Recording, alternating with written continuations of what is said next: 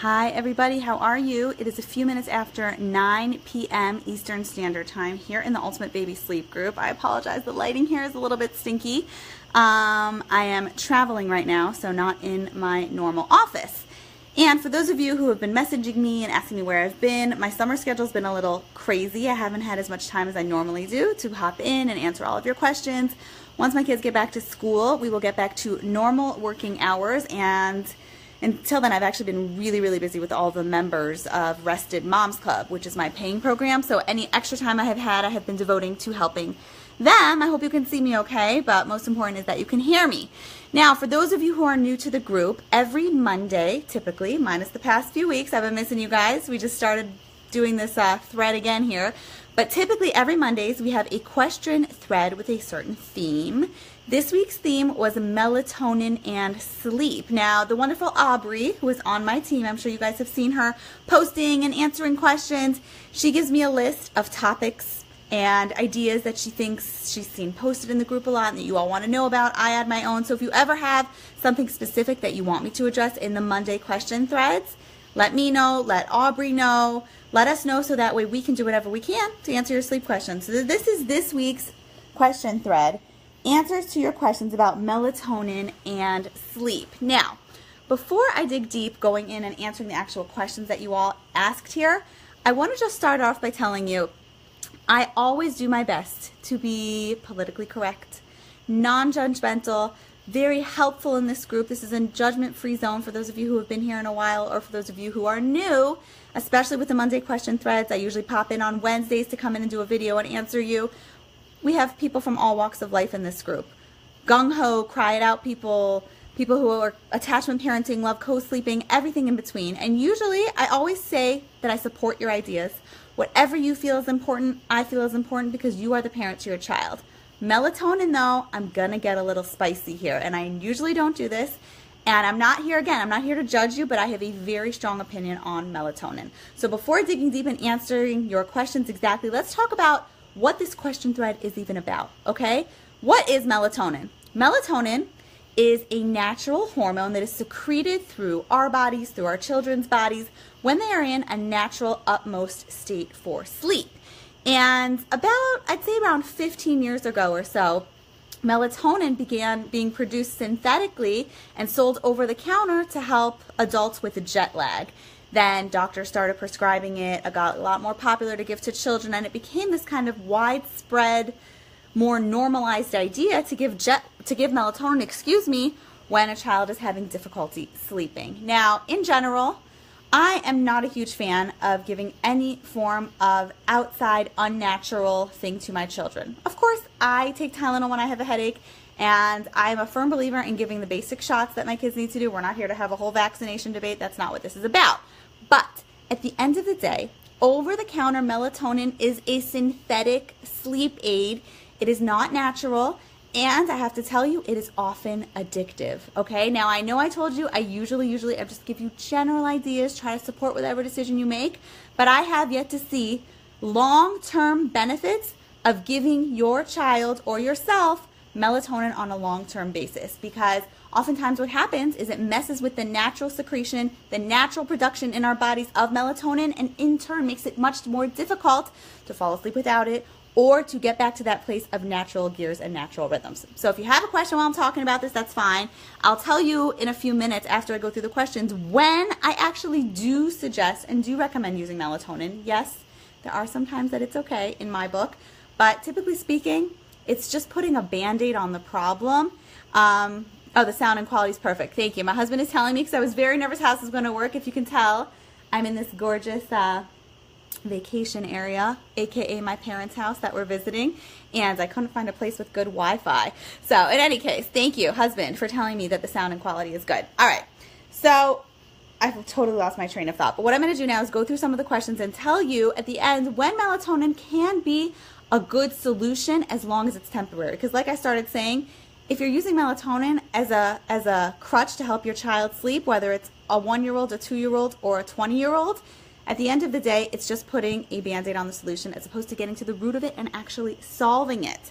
So, Katarina, and I cannot tell who's watching here, so if you're here and you're watching and you have a question on what I'm saying, let me know, okay? I'm here to see all of your comments and help you. Now, Katarina asked the question, at what age is it safe to give melatonin to assist with sleep? So let's talk about the types of situations where I would recommend giving melatonin, that it is a safe idea. For very short-term temporary solutions, helping a child get over jet lag. If a child was sick, had surgery. Someone here asked a question about a child with autism or special needs. These are different types of situations, but I'm going to get into the autistic child in a minute because you don't want long-term, even your child with special needs, I forget what your name was who answered, you don't want your child to get long-term addiction to melatonin either, okay? So I don't typically recommend, if any, giving melatonin for a baby under 5 months, even 6 months of age, because before that point, the melatonin secretion is not normalized. So if you're going to do it, I don't recommend doing it until that point, and I really don't recommend doing it for longer than 4 to 7 days. After 4 to 7 days, the melatonin can become addictive, and it can start messing with the production of your natural melatonin, okay? Now, Erin, can I take melatonin while breastfeeding? Melatonin and breastfeeding, it is natural, okay? So I'm sure there's a lot more harmful things you could take when you're breastfeeding, right? They say coffee's not good for you, chocolate is good for you, never eat this kind of food, you know. I doubt that the melatonin that you take as a breastfeeding mother is going to negatively impair the melatonin production of your baby. But just in terms of you, as a fellow mother, as a fellow person, as a person who I care about, Erin, I definitely would try to look into alternate solutions as to how you can help yourself sleep and how you can help yourself relax. Because long-term, even as an adult, I don't recommend taking melatonin on a long-term basis. But I'm sure in short spouts, it's fine for your baby. It's probably okay if you're nursing, but you have to ask your pediatrician or your doctor to make sure that it isn't going to have a negative effect. But in terms of your baby's melatonin, it won't, but you it might. So I'm definitely a little bit concerned about that. Okay, next question here. Sabine, my dear Sabine, how are you?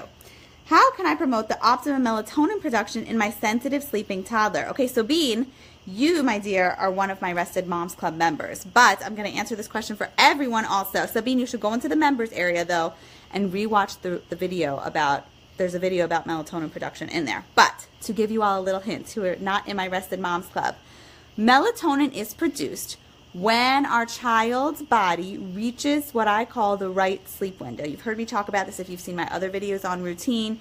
You've heard me talk about this if you've seen me talking about setting up an ideal bedtime, all these different things. When you reach the ideal time when your child's body is in a natural utmost state to go to sleep and fall asleep, the melatonin is secreted naturally throughout the body, along with different types of cortisones and hormones that help aid with sleep. And that's the time to catch your child at the optimal state for melatonin production. But be careful. If you miss this right sleep window, when a child gets overtired, starts fighting sleep even more, what happens is the melatonin becomes produced completely out of whack, and that's when your child gets a second wind, starts to fight sleep more. So Sabine, if you want to help your sensitive sleeper, which we're going to do together in Rested Moms Club, we have to make sure we have the proper routine set up, that we're working with your child's internal clock and natural rhythms to catch his body when this natural melatonin is being secreted to help aid him in sleep. Okay? Now, Sharika, when is melatonin at its highest and lowest points at daytime and night? So this is a good question. Just answered the peak. The peak is when your child is in that ideal utmost right sleep window. That can be before a nap. It can be before bedtime. Typically, it's going to be produced most harmoniously when you're catching your child at the right time. And Sharika, I know you and I spoke, but I don't remember how old your baby is. Let's assume a 6-month-old baby, 6 to 9 months. Okay, I think your baby was around that age. 6 to 9 month old babies typically have a sleep window of around 2 to 3 hours. So around 2 to 3 hours, depending on your baby's body and your baby's natural rhythms. Then when you're at that right sleep window, when your baby is ready to go down for a nap or ready to go down for bedtime, that's when the natural production of melatonin is going to be easily distributed throughout your baby's body. It also, though, does get continuously distributed throughout a nap, throughout the night at different peaks of REM and non-REM sleep. So I'm not going to get too into it for detail's sake, because really most of you are concerned with how to help your baby and how to help your child initially fall asleep. And the way you're going to catch that is by working with their body and setting up a solid routine to make sure you're catching your child when their body is in this utmost place of sleep. Okay. Sandra, are we promoting the use of melatonin to get our babies to sleep better? So now you see, no, I am not promoting the use of melatonin, and I do not promote the use of melatonin. I cannot tell you how many families reach out to me for help because their doctors have prescribed melatonin for various issues, and their child is addicted to it, and the nights or weeks they don't give their child melatonin, the child does not sleep. I do not promote giving melatonin unless it is a very type of specific circumstance where it's only for a very short-lived period of time to help your child get over the hump of something. Like I said, jet lag, or something traumatizing, or even for you, or a big change of environment, but not as a long-term solution whatsoever. Aubrey, my dear, is melatonin even safe? It's not. I haven't read studies, and I read a lot of sleep studies. I haven't read anything that dictates it's unsafe per se, but I have yet to find the benefits other than short-lived, complete instant gratification of sleep now.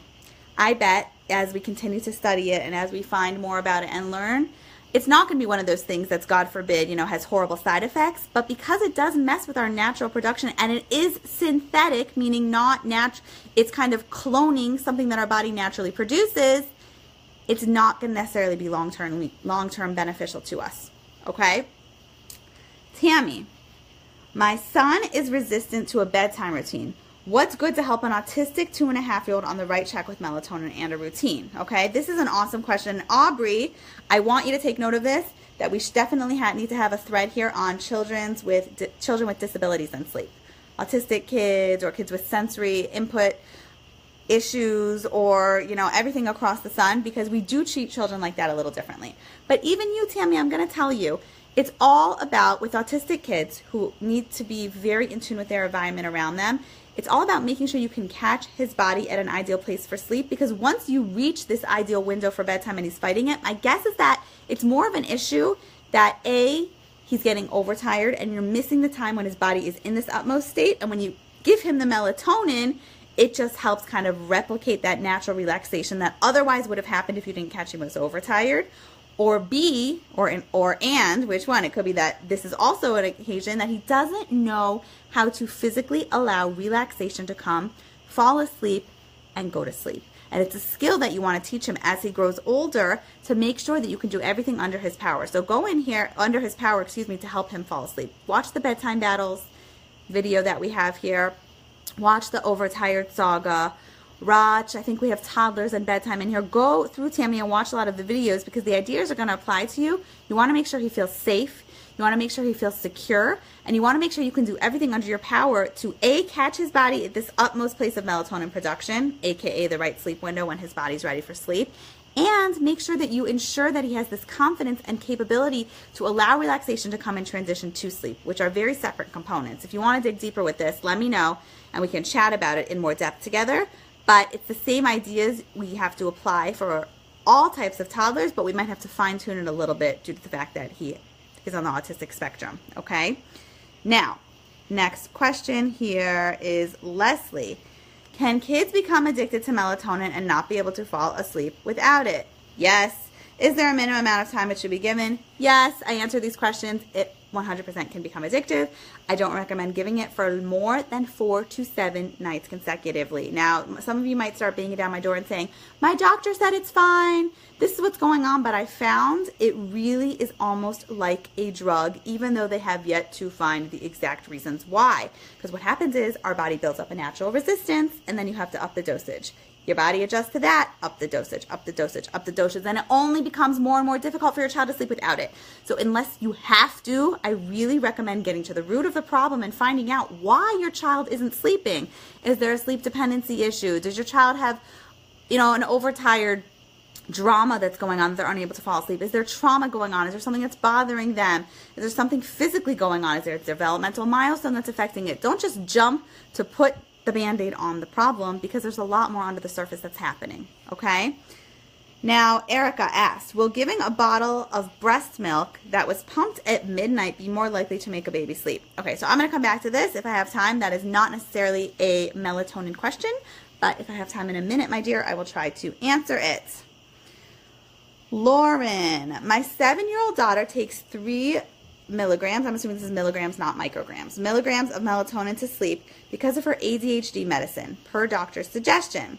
My 3-year-old has always been a terrible sleeper, waking 2 to 3 times at night for a drink, stays in her bed but cries relentlessly until I go up.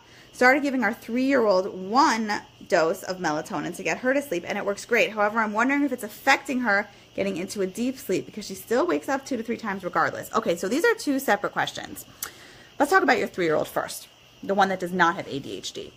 The melatonin is not getting to the root of the problem of teaching her how to transition to sleep and naturally and progressively transition back to sleep. All it's doing is physically relaxing her and making her tired to the point where it's easy for her to fall asleep, but she's not going through the natural process in her brain and body. The natural process is get relaxed, feel tired, allow relaxation to come, get over the hump, and fall asleep. But, whoops, I just clicked out of your question here.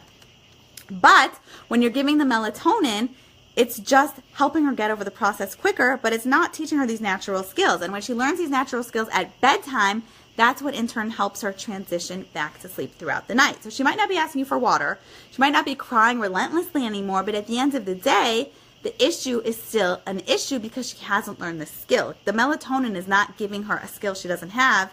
It's just kind of putting, like I said, I keep using this Band-Aid analogy because it's the best way to say it, but it's blindfolding it. The second she would stop, her body would go back to fighting sleep even more. So as a long-term solution, don't continue giving her the melatonin. Try to figure out what her issues are, what her dependency is. Is she having night terrors at night? Is she having nightmares? What's waking her up? Or does she just want you there constantly? What is it that she's constantly craving? And then do whatever you can to teach her the skill to get over that hump on her own, because the melatonin is not going to help. Okay, long term. It might help temporarily, but remember, we're working towards a long-term goal here. Now, your 7-year-old, I do not know tons about ADHD and the different types of medication out there because I am not a pediatrician. But I will tell you, in my experience, I have worked with a lot of children who have ADD and have ADHD and are hyperactive and hypersensitive.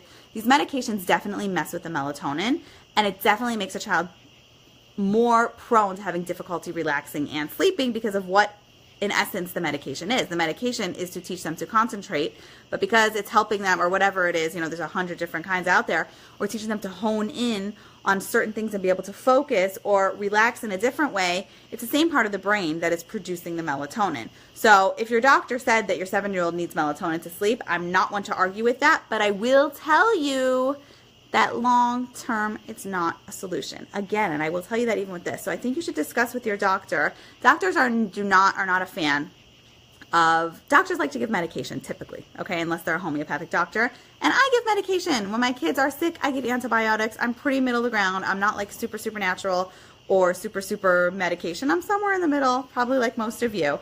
But I very strongly feel if long-term, you know, your child is going to be having ADHD, it's something that she's going to be struggling with her life, then the more skills you can help her learn to relax and calm down for sleep, the more you're going to be helping her, because sleep is a restorative process. And especially children who have certain, you know, certain ideas in their head, whether it's dyslexia, which is a reading issue, or learning disabilities, or even ADD, when we're sleeping, our cells are restoring themselves. And when we're sleeping, it's making everything more efficient during the day with some type of issue or without it.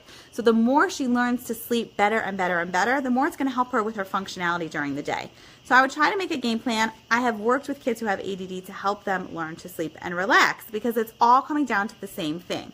If you want to watch our video on weighted blankets, I think it was, we talked about kids who had sensory issues that just needed to feel their bodies a little bit more, and I would treat your child the same way.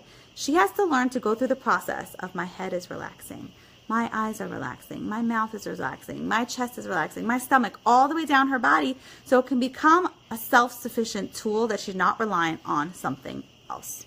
Okay? Now, I don't know if any of you have questions here because I can't see.